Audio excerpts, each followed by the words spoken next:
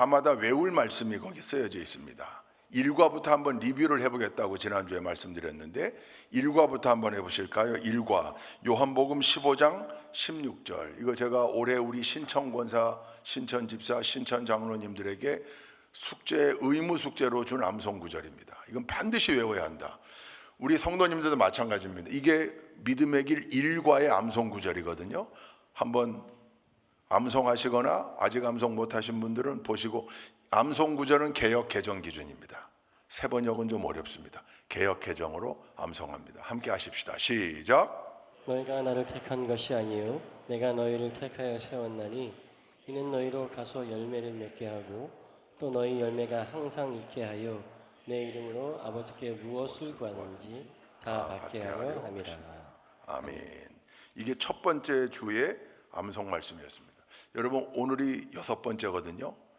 그러니까 지금 5개가 밀려 있고 오늘까지 하면 6개예요. 한번 도전해 보시죠. 이걸 계속 한번 암송해 보는 거예요. 계속. 뭐 나중에 가서 좀 잊어버리는 게 있더라도, 근데 이게 한 번 암송한다고 되질 않아요. 이걸 계속 반복해야 돼요. 적어도 하루에 한 10번은 내가 반복한다, 그렇게 생각하시고 한번 도전해 보시죠. 두 번째 과의 암송 말씀은 너무 감사해요. 창세기 1장 1절이에요. 태초에 하나님이 천지를 창조하시니라. 자, 근데 여러분, 암송반에는 몇 가지 규칙이 있는데요. 그 중에 하나, 조사도 틀리면 안 된다.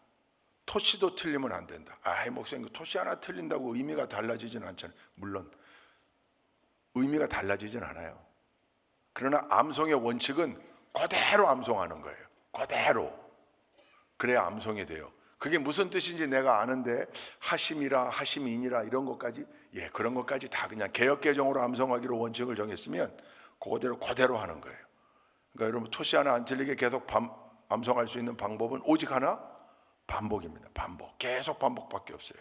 창세기 1장 1절 시작.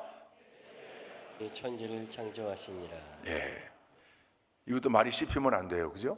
짧은 구절이니까 이걸 머릿속에 넣어야 됩니다. 세 번째 과는 뭐였냐면, 이것도 감사하네요. 요한복음 3장 16절인데 요게 이제 토시가 어떻게 되나? 개역 개정으로 옛날 불렀던 복음성가 가사로 외우면 안 되거든요. 개역 개정 기준이에요. 요한복음 3장 16절 시작. 하나님이 세상을 이처럼 사랑하사 독생자를 주셨으니 이는 그를 믿는 자마다 멸망하지 않고 영생을 얻게 하려 하심이라. 아멘. 저를 아닌가? 이는 저를, 그를.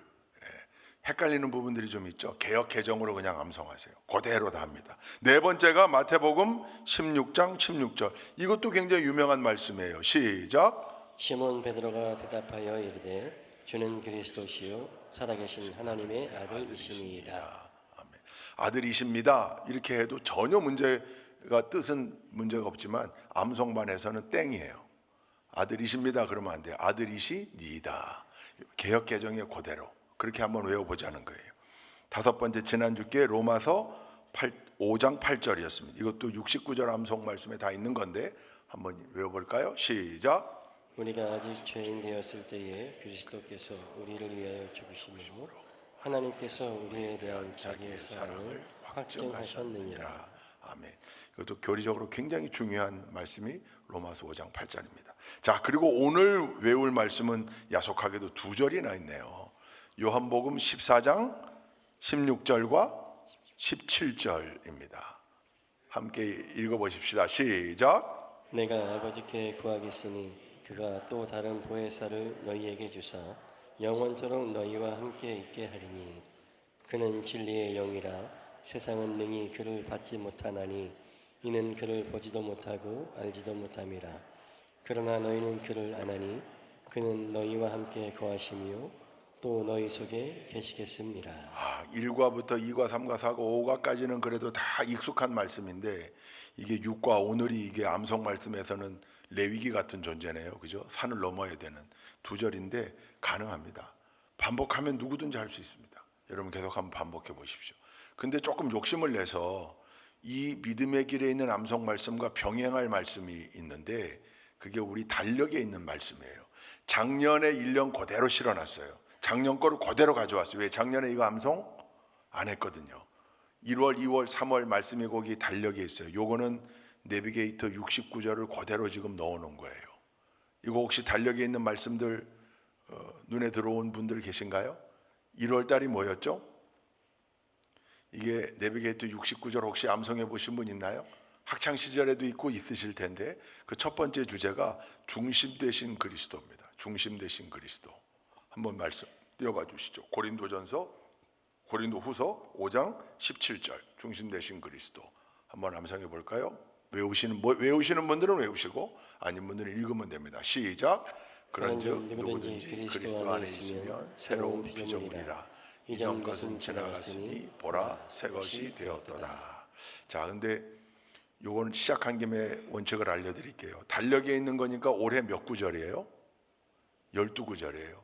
12구절이면 주제가 6개입니다. 한 주제당 2말씀씩 있어요. 그래서 요거 말씀을 띄워주세요. 이걸 성경 구절만 해놨네요. 제가 카톡으로 그대로 보내드린 그 주제까지 해놓으셔야 되는데 이게 뭐냐면 주제가 중심 되신 그리스도입니다. 중심 되신 그리스도. 그래서 제가 주제를 선창하면 여러분들은 주제를 복창하고 성경 장절을 이야기하고 내용을 암송하고 다시 성경 장절까지 가야 하나가 딱 끝나는 거예요. 중심 되신 그리스도, 중심 되신 그리스도, 고린도후서 5장 17절.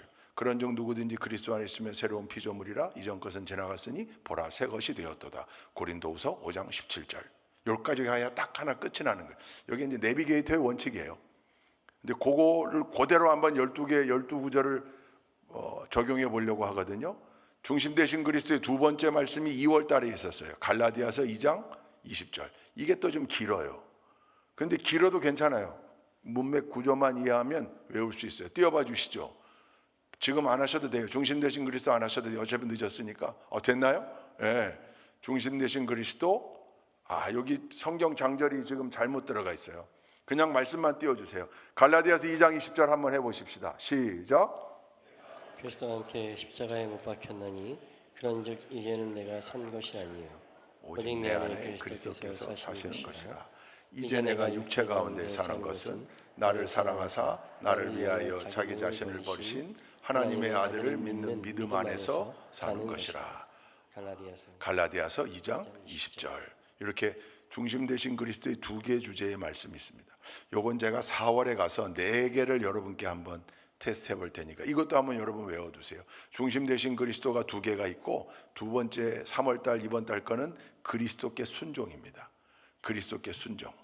그래서 로마서의 말씀이 거기 나와 있어요. 로마서 12장 1절 함께 해보십시다. 우리 제대로 한번 해볼까요? 제가 한번 주제를 여러분 한번 해보세요. 그리스도께 순종. 그리스도께 순종. 로마서 12장 1절. 그러므로 형제들아 내가 하나님의 모든 자비하심으로 너희를 권하노니 너희 몸을 하나님이 기뻐하시는 거룩한 산 제사로 드리라. 이는 너희의 드릴 영적 예배니라. 로마서 12장 1절. 말씀은 아니에요. 자꾸 말씀 우리 입에 붙었잖아요. 로마서 12장 1절 말씀. 아니요, 말씀은 아니고 로마서 12장 1절. 요 원칙으로 전 세계의 내비게이터 암송반에 있는 사람들이 이 말씀을 암송해요. 이 머릿속에 박히라 그 말이죠. 암송이 주는 유익이 대단히 큽니다. 여러분 오늘 급하게 암송 구절들을 한번 정리해 봤는데 방법이 없어요. 이건 여러분들 일상생활 속에서 계속 반복하는 수밖에 없어요. 성경 암송반을 언젠가 하나 할 텐데 성경 암송반은 제가 만날 때마다 찌릅니다. 그리스도께 순종, 그리스도께 순종. 로마서 12장 1절 계속. 그래야 사실 이게 전화로 숙제도 하고 제가 숙제 검사한다고 전화도 하고 전화상으로 외우기도 해야 되고 이런 그 외부적 요인이 좀 있어야 이게 암송이 되거든요. 오랜 그거 못 하는데 여러분들 스스로 한번 도전해 보십시오. 말씀을 암송할 경우에 그 말씀에 대한 아주 깊이 있는 묵상을 하게 되고 그 말씀이 이게 정말 내 머릿속에 상황에 따라 탁탁 떠오르는구나. 이게 성령의 검, 말씀의 검이구나. 하나님이 이렇게 무기를 말씀으로 무기 삼으라고 하신 이유가 거기에 있구나 깨달으시게 됩니다. 나이 들으셨다고 머리가 굳어서 안 됩니다. 아니요, 머리는 굳었어도 가슴만 뜨거우면 외울 수 있습니다. 여러분 꼭 한번 도전해 보시기를 바랍니다. 자, 오늘 6번째 교재를 펴시기 바랍니다. 제목이 뭐죠? 삼위일체와 성령. 사실은 앞부분에서도 언급을 했었고요. 제가 또 우리 믿음의 길 아니었어도 삼위일체에 대한 이야기를 여러분과 함께 나눴던 적이 있습니다. 성경에 삼위일체라는 단어가 등장합니까? 안 합니까? 성경에 삼위일체라는 단어가 있습니까? 없습니까? 없습니다. 성경에 삼위일체라는 단어 자체가 없습니다. 근데 성경 66권을 다 꿰뚫어 보니 우리 하나님이 세 위격을 가지신 한 분이신 하나님이시구나. 한 분이신데 세 위격, 인격이라고 표현하지 않고 신학적으로는 위격이라고 해요. 삼위의 위격. 세 위격을 가지신 한 분이신 하나님이시구나. 이걸 알게 된 거죠. 2세기의 교부였던 터툴리안이라는 사람이 제일 먼저 이 용어를 썼습니다. 그리고 이 교리가 신비한 발견이 된 거죠. 그래서 우리 믿음의 도리로 채택이 되고 모두가 삼위일체 신앙 위에 서게 됩니다. 트리니티, 영어로는 트리니티라고 하는데 이 삼위일체의 신앙이 우리가 가지고 있는 신앙의 근간 중에 하나입니다. 신학적으로도 매우 중요한 주제이고, 근데 신학적으로는 공부하면 할수록 모르겠고, 신앙적으로는 굉장히 중요하다는 걸 알고 성도들과 대화하면서는 굉장히 쉽게 설명도 가능한 이게 트리니티, 삼위일체예요. 그래서 많은 신학자들은 언제나 삼위일체를 신비라고 이야기합니다. 왜냐하면 인간의 유한한 이성과 언어로 이걸 다 표현해낼 수가 없다. 근데 그냥 간단하게만 주일학교 아이에게는 매우 쉬운 게 삼위일체인데 신대원의 대학원생에게는 매우 어려운 게 또 삼위일체예요. 근데 여러분 대학원생 버전으로 갈 필요 없어요. 주일학교 어린이 버전으로 가시면 돼요.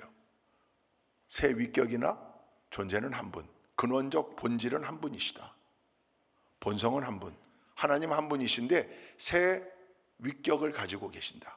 성부 하나님, 성자 예수님, 보혜사 성령님. 그거에 대한 챕터예요. 예수님을 믿기 이제 막 시작한 분들에게는 생소할 수 있겠지만 오늘 수요예배를 나와서 드리는 우리 성도님들에게는 이 삼위일체나 성령에 대한 이야기가 사실은 아주 익숙한 말씀들입니다. 그러면서 굉장히 중요한 말씀이에요. 근데 여러분이 가지고 있을 법한 의문부터 하나 해결하고 갑시다. 성령은 하나님의 영인데 언제부터 계셨습니까? 언제부터? 치읓 발음은 들리는데요, 치치만 들려요. 그 다음 발음이 안 들려요. 언제부터 계셨어요? 태초부터, 창조 때부터. 여러분 성령님은 언제부터 계셨습니까? 라는 질문이 온당합니까? 온당하지 않습니까? 온당하지 않아요. 왜 그렇죠?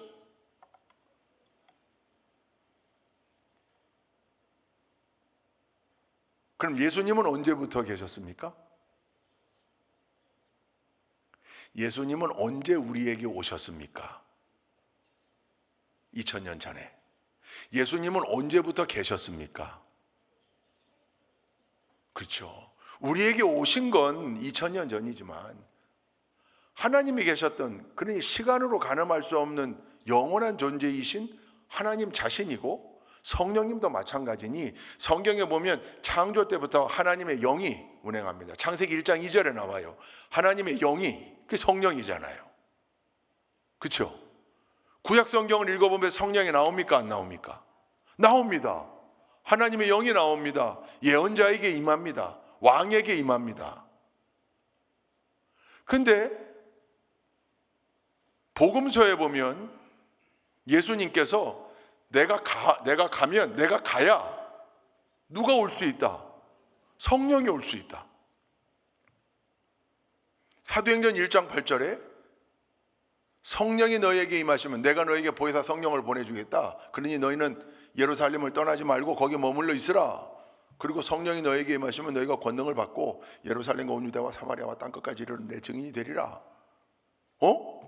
예수님이 가셔야 보혜사가 오신다. 그리고 예수님이 가신 후에 보내주신다. 실제로 가신 후에 열흘쯤 지나 마가의 다락방에 그 성령이 강권적으로 임했다. 그럼 어떻게 된 겁니까? 성령은 언제, 구약의 성령과 신약의 성령을 어떻게 이해해야 되는가? 어떻게 이해해야 됩니까? 한 가지 확실한 건 성령님의 존재가 안 계시다가 예수님이 부활 승천하신 이후에 비로소 성령님의 존재가 생겨나게 된 일이 아니라는 거죠. 성령님은 태초부터 하나님과 한 본질, 한 본성이기 때문에 태초부터 계셨어요. 그리고 그 하나님의 영은 구약 시대에도 일하셨어요. 다만 구약 시대의 성령은 특정한 사람에게 특정한 일들로 임했습니다. 그러나 예수님이 승천하신 이후에 보내주신 보혜사, 예수님이 그렇게 이름 붙였어요. 보혜사 성령. 보혜사가 한문인데요, 보자는 무슨 뜻일까요? 보호하신다. 해자는요, 은혜를 베푸신다. 쉬워요. 사자는 무슨 사자일까요? 선비사자가 아니에요. 스승사자입니다. 가르치신다.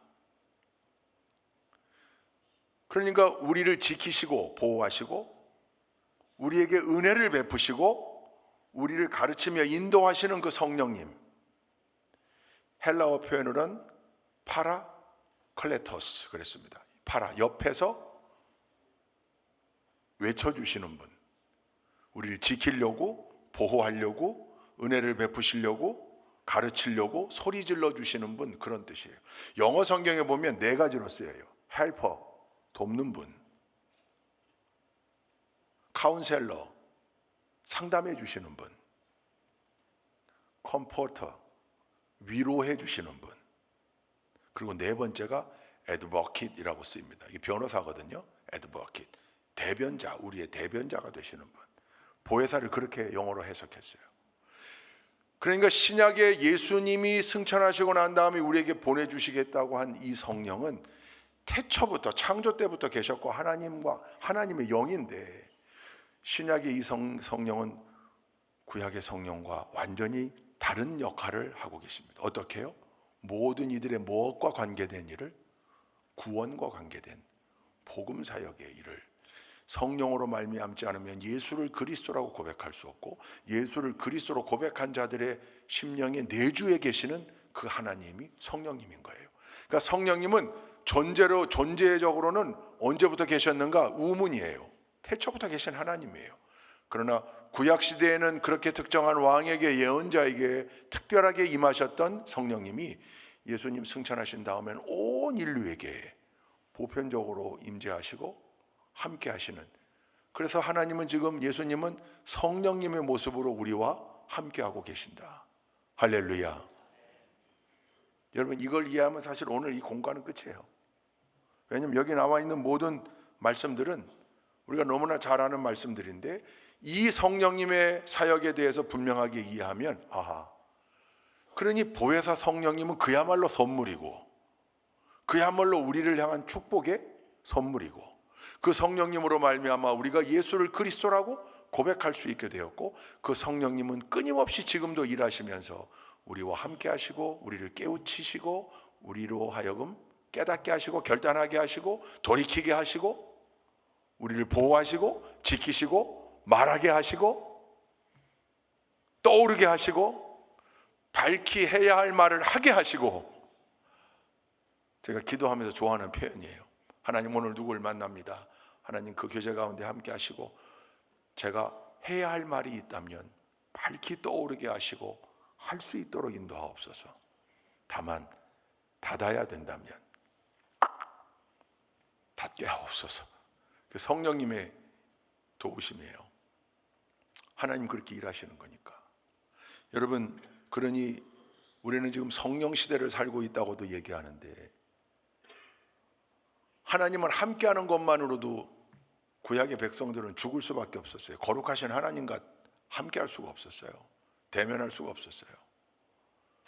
그러나 성령님은 늘 우리와 함께 하신다고요. 우리와. 이 얼마나 대단한 일이고 복된 일이고 은혜로운 일입니까?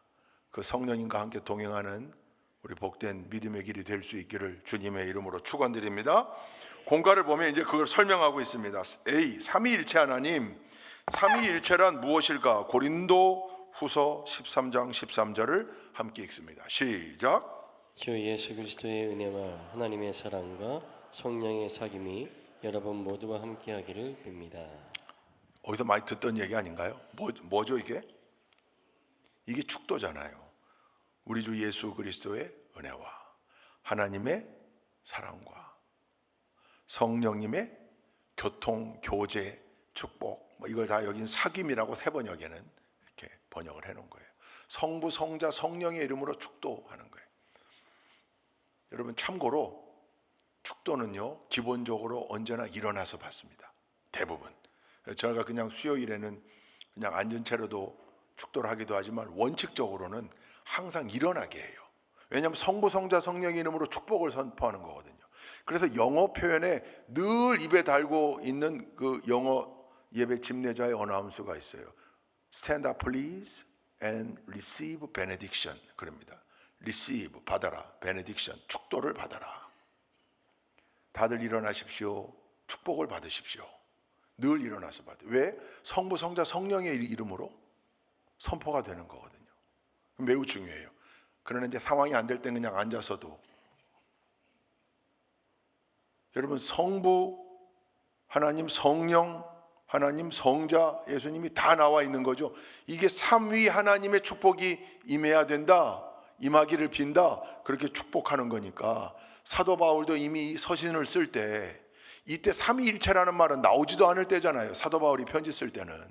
근데 주 예수 그리스도의 은혜, 십자가 대속의 은혜와 하나님의 사랑, 무한하신 사랑, 다함 없는 사랑, 극진한 사랑, 뭐 목사님들 따라 그 형용사를 여러 가지로 붙이는 거죠. 그 사랑과 성령님의 사귐, 우리와의 사귐, 이걸 교통이라고 그랬어요.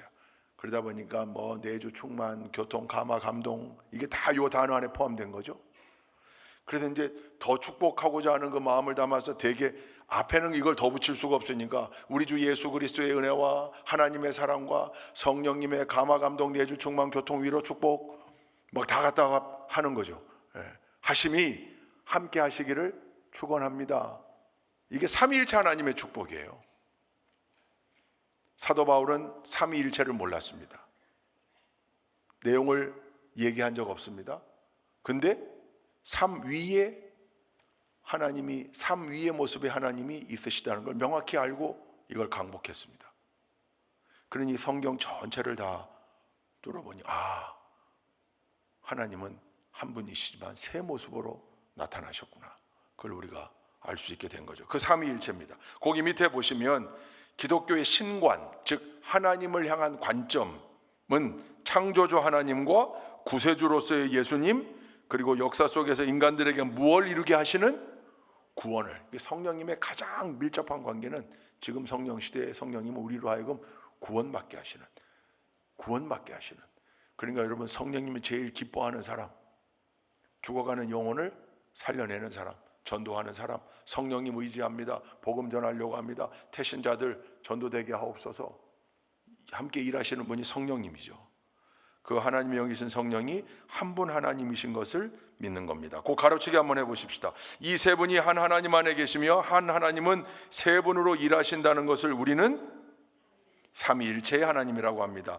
하나님의 본성, 즉 본질은 하나이지만, 이게 이제 호모우시우스라는 굉장히 중요한 신학적 용어인데, 본질은 하나이지만 세 개의 다른, 요걸 위격이라고 표현하면 제일 정답이에요. 인격이라기보다는 위격, 세 위격을 가지고 계신 것을 말합니다. 이렇게 이제 표현을 하죠. 그래서 뭐 뒤에 그 교재에도 보면 삼위일체를 어떻게 설명하는가, 전기를 보니까 전기는 빛도 내고 열도 내고 전기는 힘도 만들어낸다. 태양을 보니까 빛이 있죠.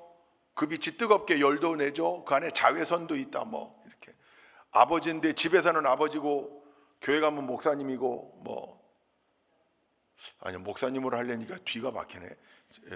집에서는 아버지, 교회에서는 장로님, 회사 가니까 사장님. 뭐 이런 걸로 우리는 설명을 많이 들었어요. 새 모습. 근데 여기 이제 1 곱하기 1 곱하기 1, 이 굉장히 중요한 통찰이에요. 사실은 이게 삼위일체의 교리에 가장 가까워요. 일은 일 자체로도 완벽한 일이에요. 근데 1 곱하기 1 곱하기 1 했는데 1이라는 거죠. 3이 아니고. 그래서 여러분 조직신학으로 박사학위 받을 때 삼위일체를 택하지 않습니다. 이거를 인간의 유한한 언어로 표현해내려니까. 그래서 아주 유명한 말이 있어요. 교재, 인도자용 교재에 그 글이 나와요. 제가 이건 외우질 못해서 여러분 읽어드릴게요. 삼위일체를 완벽하게 알려고 하는 사람은 머리가 돌 것입니다. 우리 인간이 하나님의 세계를 완벽하게 이해할 수 없기 때문입니다. 그러나 삼위일체를 부정하는 사람은 그의 영혼을 잃어버리게 될 것입니다.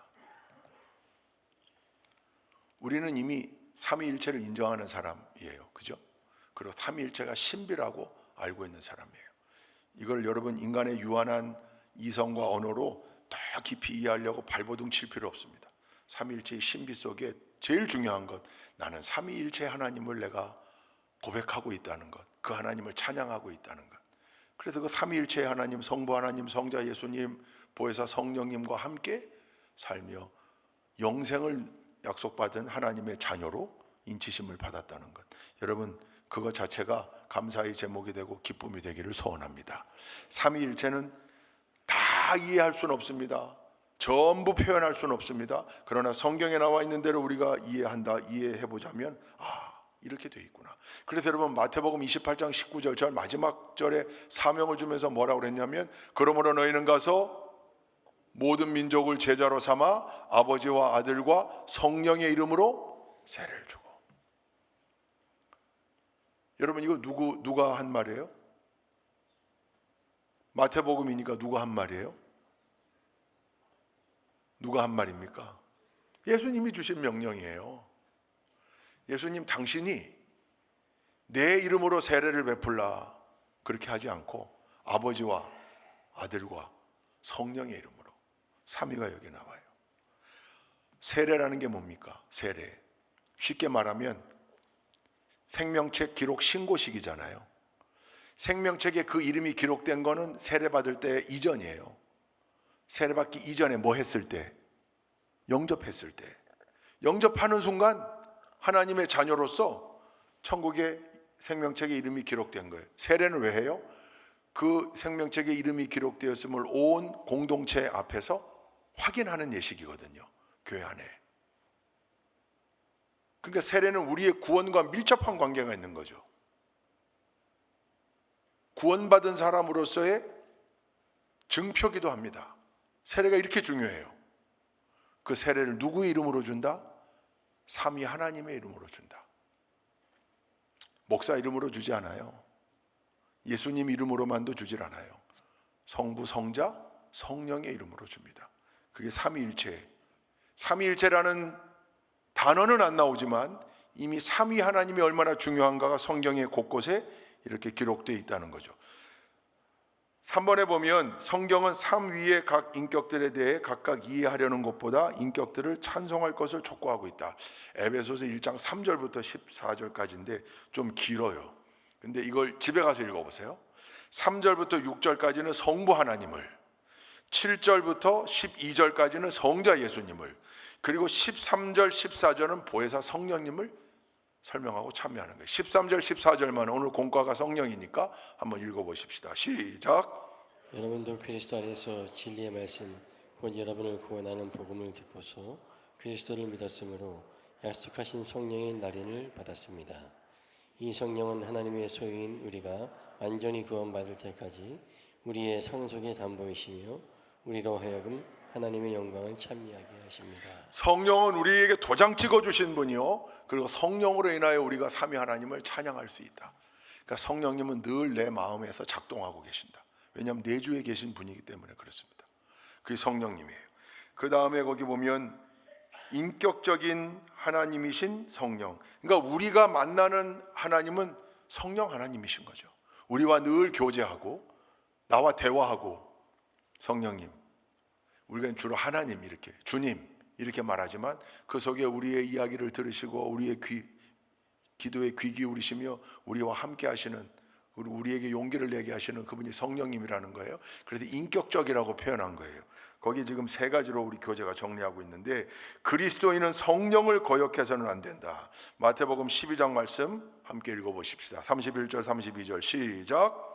그러므로 내가 너희에게 말한다. 사람들이 무슨 죄를 짓든지 무슨 신성 모독적인 말을 하든지 그들은 용서를 받을 것이다. 그러나 성령을 모독하는 것은 용서를 받지 못할 것이다. 또 누구든지 인자를 거슬러 말하는 사람은 용서를 받겠으나 성령을 거슬러 말하는 사람은 이 세상에서도 오는 세상에서도 용서를 받지 못할 것이다. 참 논란이 되는 구절이에요. 왜냐하면 제가 흔히들 여러분에게도 얘기했지만, 혹시 예수님의 보혈로 해결하지 못할 죄가 있겠습니까? 있습니까? 없습니까? 없습니다. 우린 늘 그렇게 해. 근데 가끔 이유 있습니다. 뭡니까? 성경에 보면 딱 하나, 성령 회방죄, 이건 아무리 회개해도 용서받을 수 없다고 쓰여 있습니다. 어디입니까? 마태복음 12장입니다. 오늘 우리가 읽은 구절입니다. 읽어보면 내용으로는 그런 것 같죠? 그죠?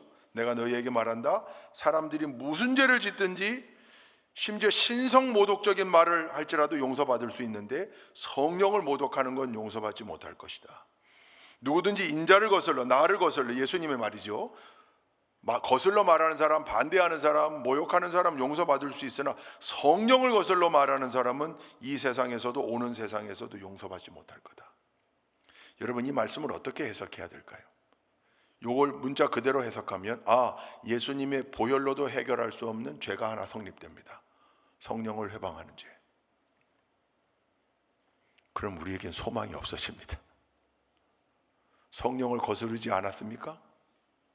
성령을 거스르는 행동과 말을 한 적이 없습니까? 적어도 내 입술로 성령을 모독한 적은 없다 할지라도 성령을 거스르는 행동들 한 적이 없겠습니까?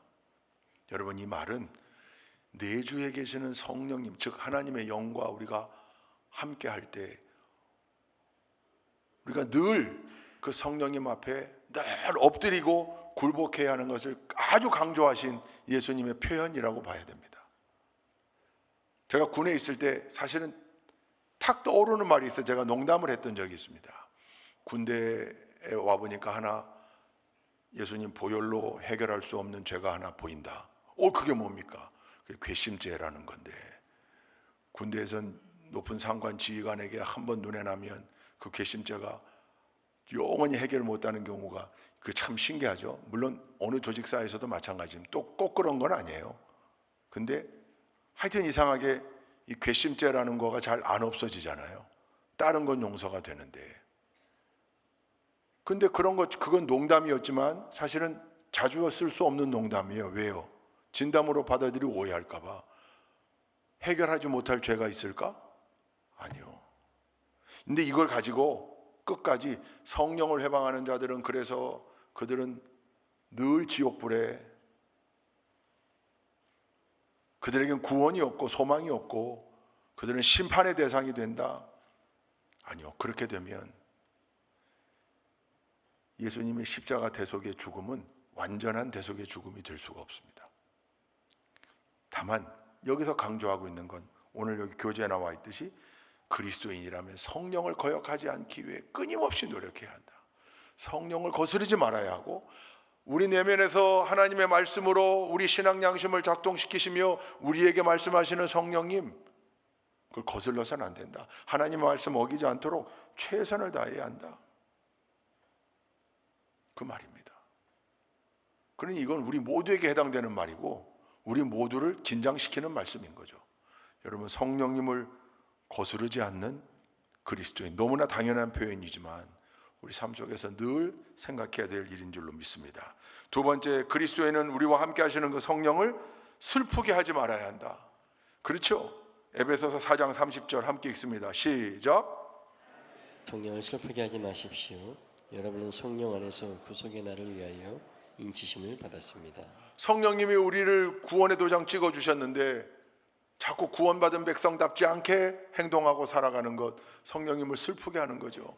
이게 앞에 나오는 거스르는 것과 다 연결되는 거예요. 세 번째도 마찬가지예요. 그리스도인은 성령을 소멸하지 말아야 한다. 데살로니가전서 5장 19절 함께 읽습니다. 시작. 성령을 소멸하지 마시고. 이게 굉장히 논란될 만한 구절이에요.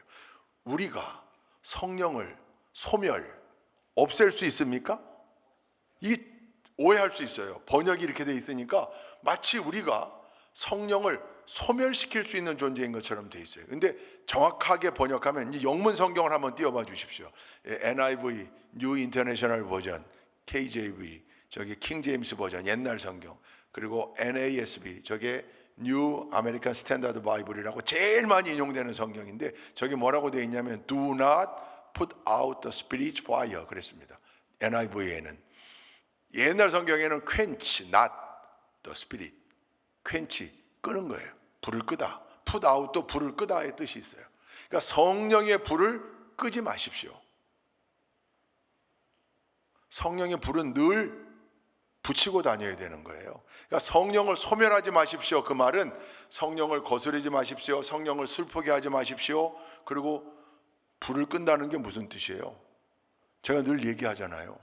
교회는 소방수가 필요한 게 아니고 늘 불 지르고 다니는 사람들이 필요한데 이상하게 교회마다 불 끄는 사람들이 있어요.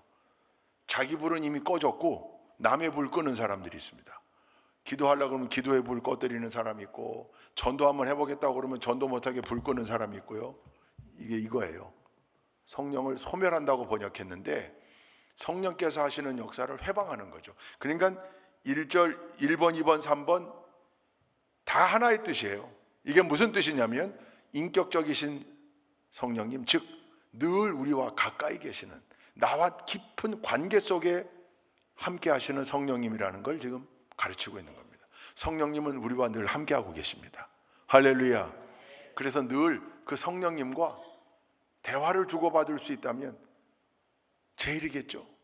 성령님 오늘도 저를 지켜주십시오. 성령님 오늘도 우리 자녀들과 함께 하실 줄로 믿습니다. 이제 물론 우리 하나님, 주님 그렇게 표현하는데 성령님 다 알아들으실 거예요.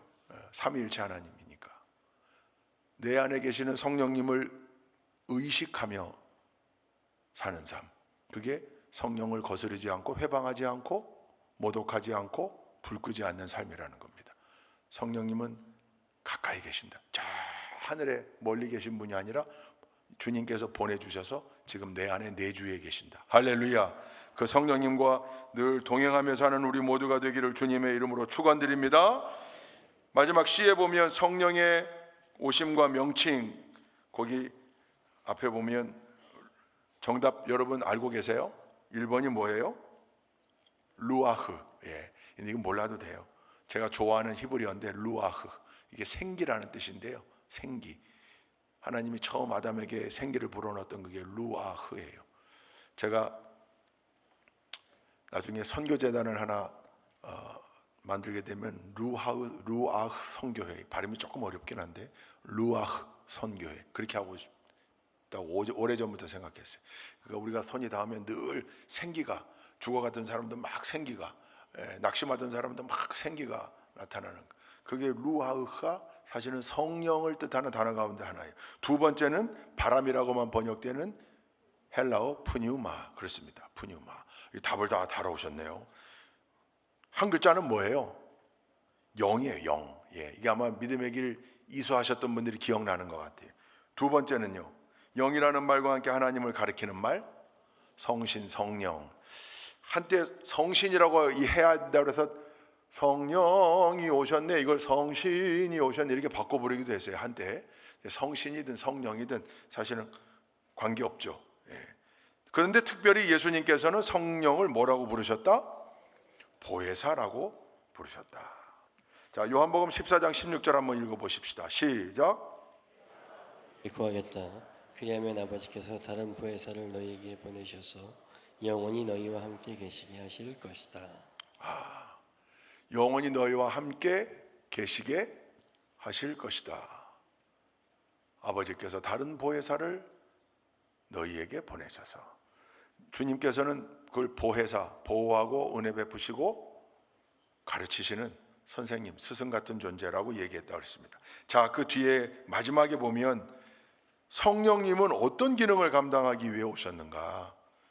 복음적인 기능. 요한복음 16장 7절 함께 읽습니다. 시작. 그러나 내가 너희에게 진실을 말하는데 내가 떠나가는 것이 너희에게 유익하다. 내가 떠나가지 않으면 보혜사가 너희에게 오지 않을 것이다. 그러나 내가 가면 보혜사를 너희에게 보내주겠다. 여러분, 이 내용이 제가 앞부분에 서두에 설명한 부분입니다.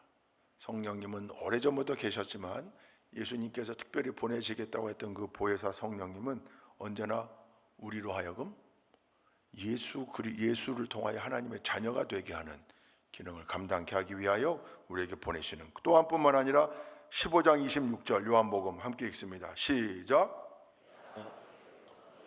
보혜사 곧 아버지께로부터 오시는 진리의 영이 오시면 그 영이 나를 위하여 증언하실 것이다. 예수 그리스도를 증거하기 위해 오셨다. 즉 예수님은 하나님을 드러내시기 위해 이 땅에 오셨고 성령님은 예수 그리스도를 증거하기 위해 이 땅에 오셨다.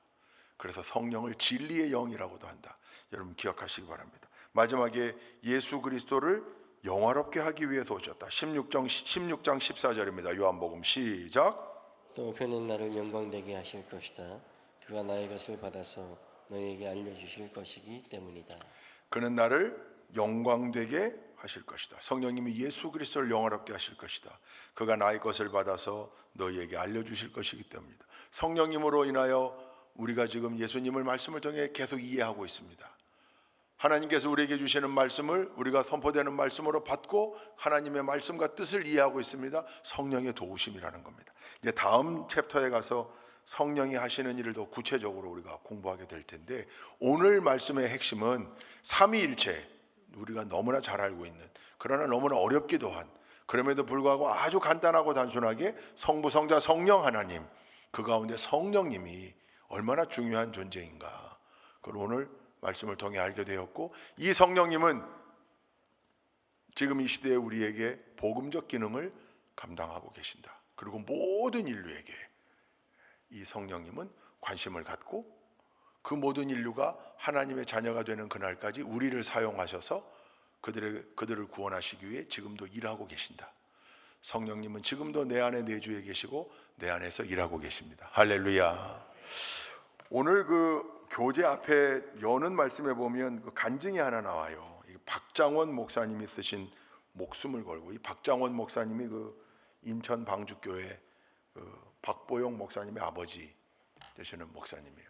근데 요 내용을 이제 읽어보신 분들 있으실 거예요, 그죠? 내용을 간단하게 말하자면 이분이 충주를 향하고 있었는데 동갑내기 삼촌하고 함께 집안일 때문에 그때 당시 충주에서 목회하고 계신 아버지를 찾아뵙게 충주를 방문하고 있었는데 직행버스를 타고 오는데 옆에 앉은 젊은 안악이 아이에게 젖을 물리고 그때부터 계속 기도를 하는데 방언으로 기도하면서 조금 요란하게 그런 거죠. 나는 목사지만, 생각해보니까 당신은 목사지만 타서 기도하지도 않았고 그 여인은 기저귀 가방에 그 두꺼운 성경 찬송도 가지고 있는 게 보이는데 나는 여행 중이긴 하지만 성경 찬송도 없이 탔다. 처음엔 그런 마음이 들었는데 계속 그 막 혓바닥을 바깥으로 내밀면서 막 요란하게 기도하고 하는 걸 보니까 너무 그랬던 거죠. 근데 어느 순간 그 아주머니가 차장에게, 그때 이제 직행버스에 차장이 있던 시절이니까 차장에게 날 내려달라. 안 되면 아주머니 여기 직행입니다. 완행도 아니고 직행입니다. 다음번 정류장 가야 됩니다. 몇 번 차장에게 부탁하더니 다시 앉아가지고 또 막 기도하다가 다시 또 차장에게 아니다, 날 좀 내려달라. 난 내려야 된다. 차장이 허락을 안 하니까 운전기사를 붙들고 하나님이 나와더러 내리라고 그랬다. 내려야 된다. 기사가 너무 시끄러워서 그냥 차를 세우고 내려줬다는 겁니다. 박장원 목사님이 그 차에 타고 있으면서 그 전 과정을 보면서 참 저 무식한 아낙네가 직행버스를 가지고 억지를 부리면서 저렇게 신앙생활을 하니 저게 덕이 될 리가 있나.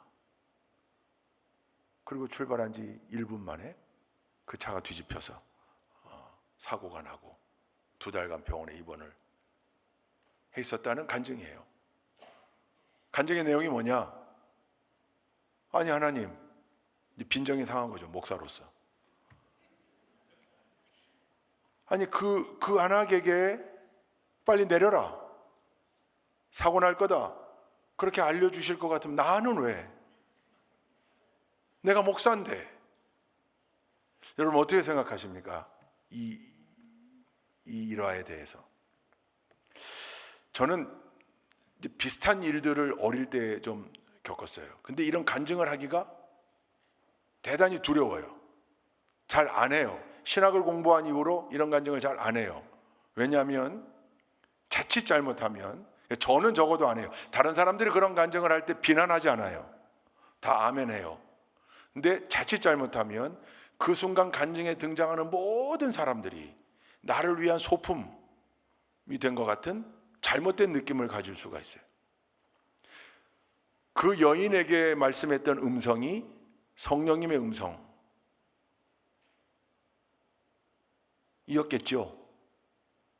그럼 하나님의 뜻은 그 박장원 목사님이 사고당해서 2달간 병원에 입원해 있는 게 하나님의 뜻이었던 거예요.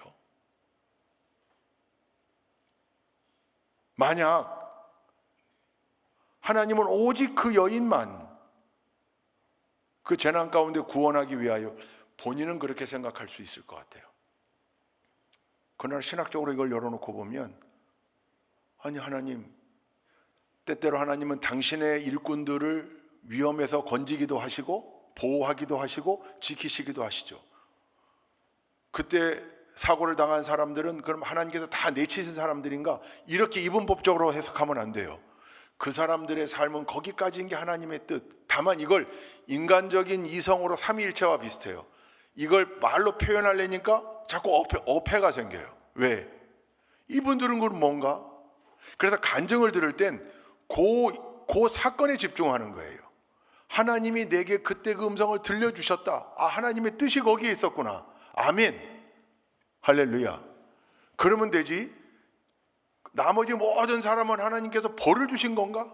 벌을 주셨을 수도 있겠지만, 그 하나님의 모든 뜻을 우리가 그 순간 그 사건 하나에 맞춰, 이 여인의 1인칭에 맞춰서 모든 걸 설명할 수가 없다는 거죠. 그러니까 이런 사건을 체험하면, 아, 하나님이 그 순간은 나와 함께 하시고 나를 그 사고에서 건지시는 게 하나님 뜻이었구나. 할렐루야. 하나님 어떤 뜻이 있습니까? 내가 해야 될 일이 뭡니까? 아멘. 이거 은혜로운 반응이에요. 아, 하나님이 거기에 탔던 44명을 다 버리셨구나. 하나님은 그 45명 가운데 나만 택하셔서 하나님이 나를 보호하셨구나. 그러면 그 알지 못했던 저 사람들은 무엇 때문에 저런 형벌을 받는 것일까? 여러분, 그 사고가, 우리가 삶 속에서 당하는 사고가 모두가 형벌이라고 그러면 성경 말씀으로도 엄청난 충돌이 일어나게 돼요. 우리 하나님은 그런 하나님이 아니시거든요. 다만 때때로 깨닫게 하시고 뉘우치게 하시고. 할렐루야. 그래서 간증이라고 하는 게 참 쉽지 않아요. 다만 이 교재에 나와 있는 이 간증이 그 목사님의 책에 나와 있는 간증을 실은 이유는 성령님이 그렇게 역사하신다, 지키신다. 다만 그때 그 순간에 하나님의 모든 뜻을 우리는 다 알 수가 없다. 그 여인을 지키신 하나님의 깊은 뜻을. 그러니까 나머지를 놓고 비난, 박장원 목사가 돼가지고 이 정도밖에 안 되는 사람이었네, 이런 반응은 전혀 온당치 않은 반응이라는 거죠. 근데 가끔 그런 분들이 있어요. 가끔 하나의 사건을 놓고 그분과의 하나님과의 관계 속에서의 간증일 뿐인데, 그래서 거기에서의 관계 속에서 해석해야 되는데 그거 말고 그 잣대를 그대로 다른 사람들에게, 그 당시에 다른 사람들에게 돌려서 그 영적 나르시시즘이에요. 모든 이 존재들이 나를 위해 존재하는 것 같은, 자존감도 넘치면 병이 되는 거죠. 아니에요. 하나님의 구속사와 사랑의 관점에서 모든 것을 해석해야 됩니다. 다만 중요한 건 삼위일체 교리나 하나님의 뜻이나 하나님의 그 깊은 뜻을 우리 인간의 유한한 머리로 모든 것을 다 이해할 수는 없다. 그러나 하나님이 성경을 통해 우리에게 주신 귀한 뜻은 우리가 이해하려고 노력해야 되고 공부해야 된다. 그 속에 성령님은 우리와 늘 함께 하시는 분이고 때때로 그런 사고 가운데 나를 건지시는 분이시다. 그 하나님의 뜻이 무엇인지를 분별하고 하나님의 뜻에 합당한 삶을 살기 위해 노력해야 되는 게 그렇게 건지심을 받은 자의 사명이다. 할렐루야. 여러분, 이 신앙적 이해가, 이 성숙한 이해가 우리 좋은 교회 성도님들에게 다 있으시기를 주님의 이름으로 축원드립니다.